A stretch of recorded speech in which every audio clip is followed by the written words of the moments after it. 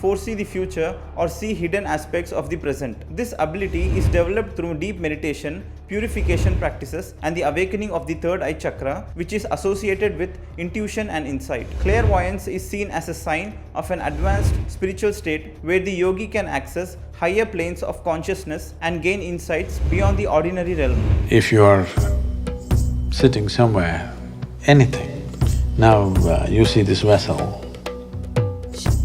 you can geometrically break it down into a million pieces and put it back. If you exercise your mind like this, it'll become in such a way that you can make it do what you want. Don't get hasty and start asking for this, that, everything. Unfortunately, it may happen. It needs lots of work. I started very early. I started when I was 3.5, 4 years of age. Took hours and hours and hours of focus.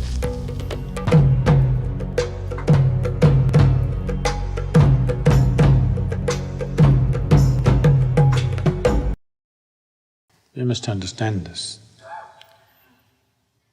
See, one thing is, you have not seen the world. You have only seen it the way it's reflected in the mirror of your mind. Yes?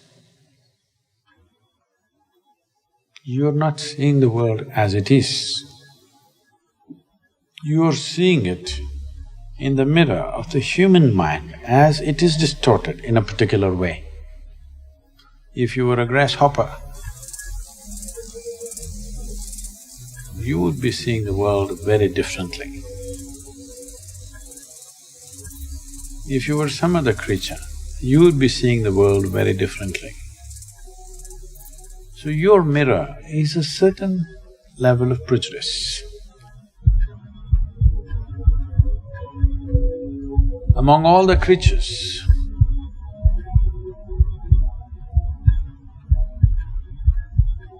what evolution means is, on one level, your mirror is fairly more plain compared to the mirrors that other creatures hold in their mind. Suppose there is a tiger here, I'm talking about the animal. If there was a tiger here, he looks like this. Dinner, breakfast, lunch. He can't think beyond that. Because his mirror is like that. The mirror of his mind shows him only food.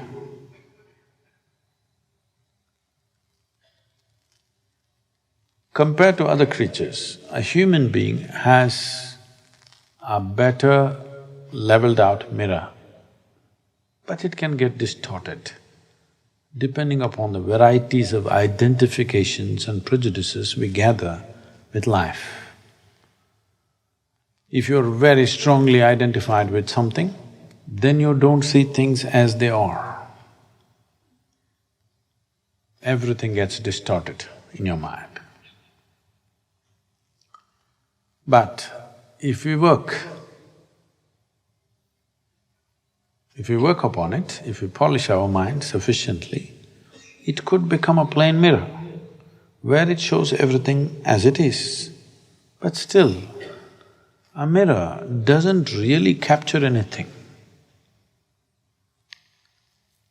If you see an old mirror which is 500 years old or 200 years old, whatever, maybe 1,000,000 different faces might have been reflected in that mirror, but not a trace of any of those faces remain in the mirror. Because a mirror just reflects. Similarly, your mind just reflects what the five sense organs are grasping right now. It reflects everything, not necessarily the way it is, but it reflects everything except you. You can never come in front of the mirror because you're always behind the mirror. You can never come in the front face of the mirror, you're only in the rear side of the mirror. So what this means is, you never experience the world the way it is, nor did you ever get to experience who is behind the mirror. Entire life goes just seeing many images that come in the mirror which don't leave a trace on it. This is the reason why over 80% of the people, the moment of death, if you watch them carefully, you will see they're bewildered. Because only when it begins, when that moment comes when it's going to be ending the way you know it, suddenly you realize you never lived it. You never got started, already these guys are saying it's over.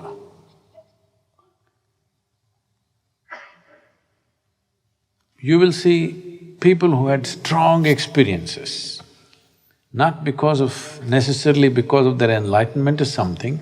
Let's say they had very strong experiences in terms of very powerful situations or events in life, maybe wars and revolutions and extreme situations, even accidents, extreme situations where there was no room to think. There just was a big drama happening, where in many ways the mirror of the mind broke and something more happened for whatever reasons. Either pleasant or unpleasant, it doesn't matter. You will see only such people will either die in joy or in pain. All others die bewildered. Even if there is physical pain due to some ailment or some bodily state, when that moment comes, you will see this confusion because suddenly you realize, the last moment, you never got started and it's getting over.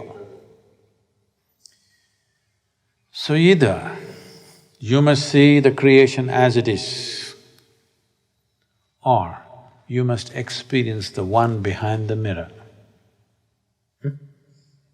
If both these things don't happen, all you watch was what are the reflections on the mirror, this is not life. There is no purchase to life, there is no roots to life, it's just passing. The activity of the mind and the activity of the body is the only satisfaction most people have, because they do not know the bliss of their being. So, we don't want to shatter the mirror, we want to keep the mirror, but we want to find a way to slip behind the mirror. Shall we? The simplest and the most stable geometric form is a triangle. Look up. Yeah, put the dog things down. Just close your eyes and just stand facing them. Stand whichever way you want, keep your arms this way, that way, hold that position for some time and stand one pose, something. When he stands like this, I want you to look at his thing not as a human being, just as geometry. Just at least start seeing how many triangles in this. Stand some other way.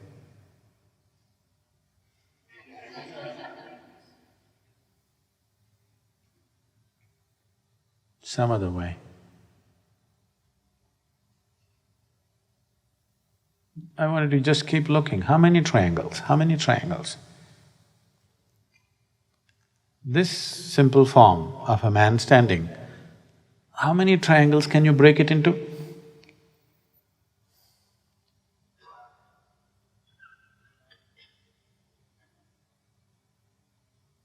So if you're seeing 3, 4, 5 triangles, try to make it into 25. If you're seeing 25, try to make it into 50.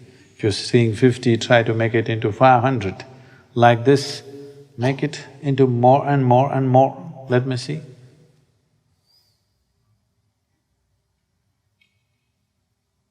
Stand some other way.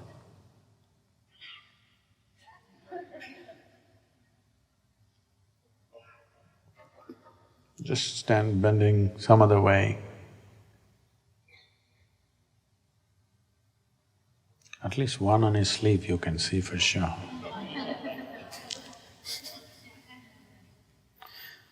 Okay. Now,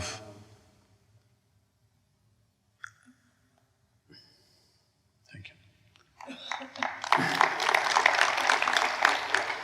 What, you like the performance?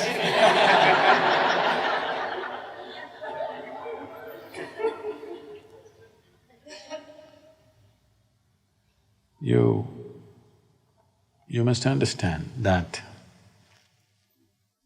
the most fundamental form of geometry is a triangle, and it's the most stable form. All chakras are triangles. Everything, inside everything, fundamentally you can break it down into a triangle, every shape and every form. The more distinctly you can cover a certain space, when you see this body, if you can fill every millimeter with a triangle, you're beginning to understand the geometry of that particular form.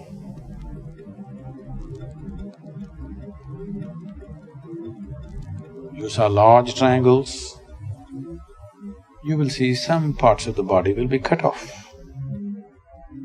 Yes, if I make this body into 3 triangles or 5 triangles, some parts will be cut off, it can't be included.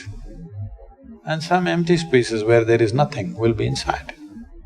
So if I have to make this completely occupied by triangles, I will have to make it into 10 million triangles. It will need that much attention to be able to break this into millions of triangles. If you break it down like this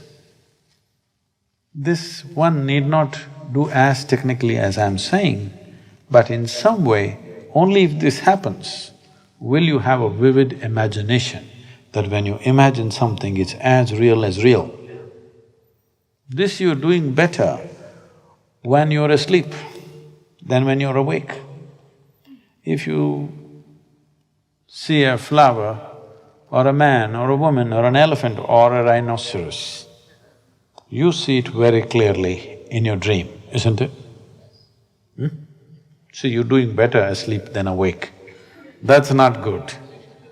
If you drive better when you're sleeping, you're a bad driver.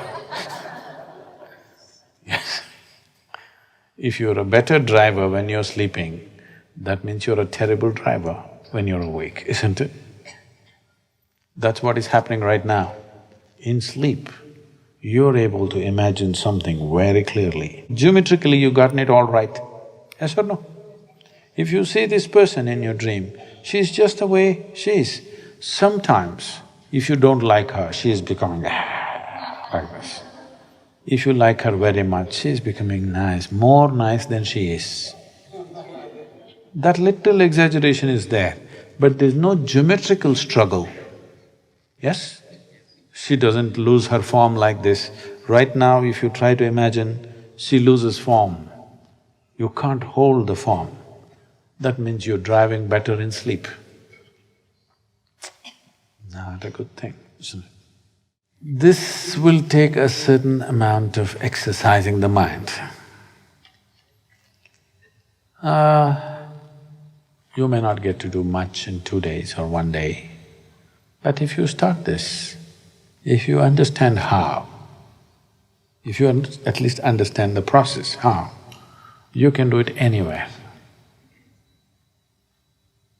You can sit in your office, seriously at work, but not work.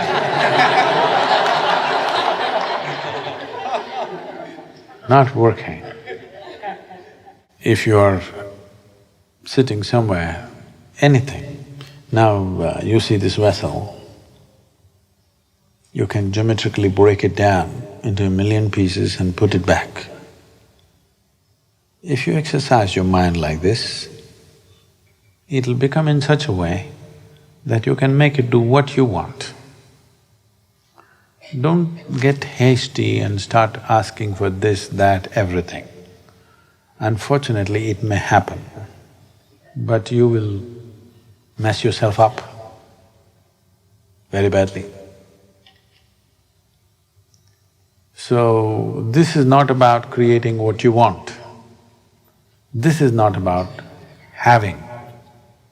This is towards being. Can you maintain this discipline? Just because you have some kind of capability, you will not start asking, what is that, $1.2 billion lottery? What? Rollerball, huh? Powerball.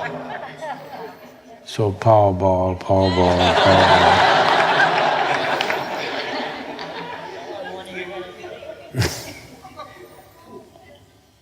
Powerball may happen, but it may roll over you and go away. I'm saying this is not for that kind of purpose. This is to have mastery over the mind so that it will allow you to go behind it, so that you don't spend your entire life just looking at the reflections on the mirror of your mind. You begin to taste life for what it is. Well, we are doing practices already. Shambhavi is a simple and beautiful way to do it.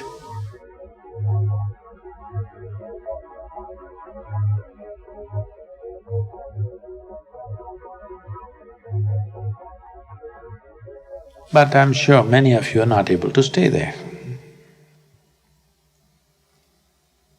But if we really want to just be there all the time, then a little mastery over the mind will do good. But the moment you have little capability, if you think you want to heal people, your friend has cancer, you… I will undo the cancer and put it back. You may be able to, but you will be a disaster for yourself and for the world. Because this is not to be used like that. This is not in that direction at all. This is just to give you an access to something more than your mind in your life. Right now, it's all this bloody stupid mind, that's all you have experiencing. Thought and emotion, thought and emotion, thought and emotion. These are just images on the mirror, has no significance, has no depth, it's two-dimensional. Just a reflection. Entire life is going, seeing the reflections of life. Not good way to spend life, isn't it? So, this is not another trick that you exercise in the world. This is something that you do within yourself so that you're able to slip behind the mind. You have enough mastery over the thing. If you focus, it'll open up holes and one can go. Well, those of you who have easier way to do, you must be popping some pills and stuff to do it. It may happen. That's the biggest problem. It may happen sometimes, but then you can't fix the hole in your mind after that. That's the only problem. Here it's not like that. You become so fine, you pass through the mind, even the mind doesn't know you pass through. To keep it so subtle, it needs lots of work. I started very early. I started when I was 3.5, 4 years of age. Took hours and hours and hours of focus. I don't know how much your life is worth. Pay that much attention. If you think it's worth 1 minute, 1 minute. If you think it's 1 hour, 1 hour. If you think it's worth 24 hours, 24 hours, whatever you'll see. One who is only watching the reflections of his mind, nothing will change. Punarapi jananam, punarapi maranam. Endless cycles will go on, but nothing will change because nothing changes on the mirror. Whose face is being reflected right now will not change the quality of the mirror in any way. Who is behind the mirror? If we know who is behind the mirror, then we can change everything. Then we can even make the mirror turn around and turn inward completely.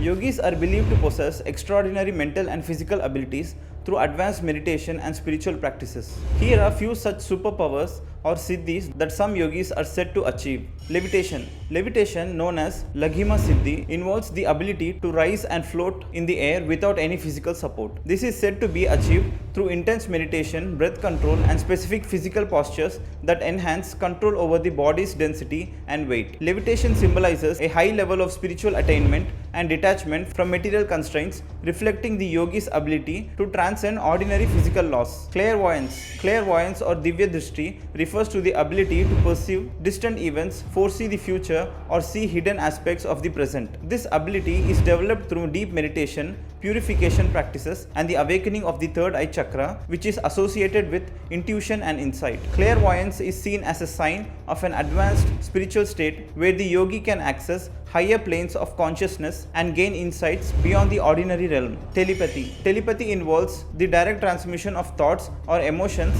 between individuals without verbal or written communication. Advanced yogis are said to develop such deep mental connections that they can understand and convey complex ideas through mental connections alone. This ability is cultivated through deep meditation, mental discipline, and practices that enhance empathy and intuitive understanding. Telepathy underscores the interconnectedness of all beings and the yogi's ability to transcend the limits of individual consciousness. Control over physiological process is another extraordinary ability attributed to yogis. This includes regulating heart rate, body temperature, and metabolic processes. Yogis are often reported to have exceptional control over their bodily functions, such as remaining in extreme temperatures without harm or slowing their heartbeat to near undetectable levels. Techniques like pranayama, breath control, tummo, inner heat meditation, and biofeedback are commonly used to achieve this level of control. This demonstrates the profound connection between mind and body and the ability to maintain health and equilibrium under extreme conditions. Astral projection. Astral projection, also known as an out-of-body experience,